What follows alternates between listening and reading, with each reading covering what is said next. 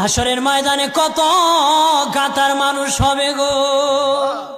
নবী বলেন আয়েশা, হাসরের ময়দানে মানুষ 120 কাতার মানুষ হবে।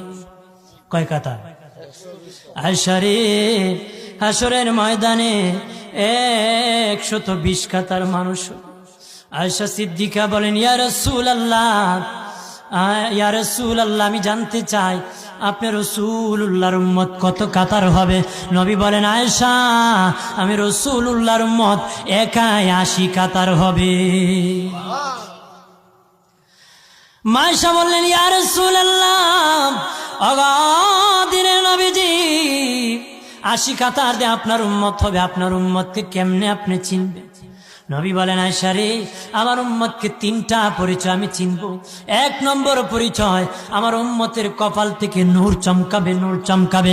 নবী বলে বাবা সাহাবীরাম, অসংখ্য ঘোড়ার মধ্যে যদি কিছু চান কপাল্লা ঘোড়া হয়, এইগুলা চিনতে বড় সহজ হয়। চান কপাল্লা ঘোড়া চিনতে বড় সহজ হয়। হাসরের ময়দানে আমার 1 প্রকার উম্মত চান কপাল্লা হবে, কপাল থেকে নূর চমকাবে, নূর চমকাবে। তখন আমি বুঝতে পারবো নূর চমকেওয়ালা তারা সবাই আমি রাসূলুল্লাহর উম্মত।